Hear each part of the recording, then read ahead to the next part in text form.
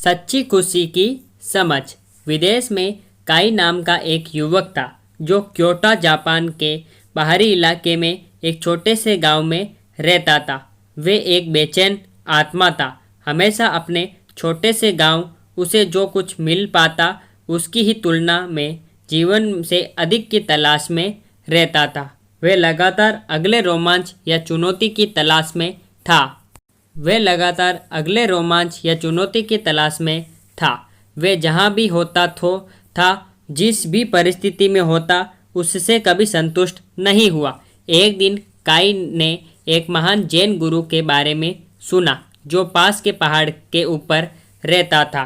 उसने फैसला किया कि वह उस गुरु की तलाश करेगा ताकि ये बुद्धिमान गुरु उसे अपने जीवन में उद्देश्य और अर्थ खोजने में मदद कर सकता है। एक लंबी और दर्दपूर्ण यात्रा के बाद काई आखिरकार पर्वत की चोटी पर पहुंच गया और उसने जैन मास्टर का विनम्र निवास पाया।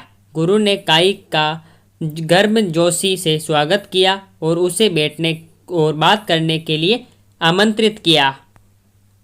काई ने जैन मास्टर के आगे अपने दिल की सारी बात कह दी, उन्हें उसकी बेचैनी और कुछ और के लिए उसकी निरंतर खोज के बारे में बताया। मास्टर ने धैर्य से सुना और फिर काई को चाय का प्याला थमा दिया। इस चाय को पी लो, मास्टर ने कहा, यह पूरे जापान में बेहतरीन है।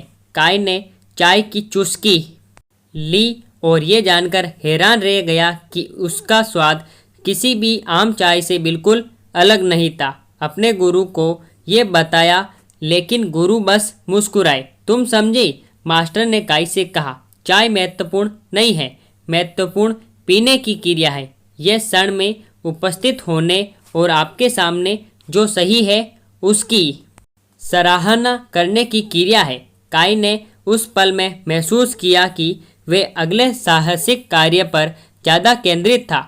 अगली चुनौती की चाह में वे वर्तमान क्षण की सुंदरता को जीने से महसूस करने से चूक गया था। उसने जैन मास्टर को धन्यवाद दिया और वर्तमान में जीने और जीवन की छोटी छोटी चीज़ों को सराहना करने का वादा किया। जैसे ही वह पर्वत से नीचे उतरा, काई ने खुद को इतना हल्का और अधिक संतोष महसूस किया जो इतने वर्षों में उसने कभी नहीं किया था।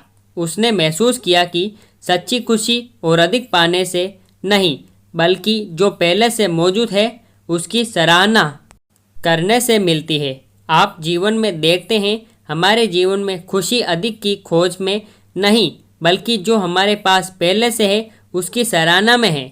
शांति और शांति पाने के लिए सादगी की सुंदरता की सराहना के लिए पल में मौजूद रहना, ये मूल्य हमें अपने जीवन में संतोष और उद्देश्य खोजने में मदद कर सकते हैं। इससे कोई फर्क नहीं पड़ता कि हम कौन हैं, हम कहाँ हैं या हम क्या कर रहे हैं।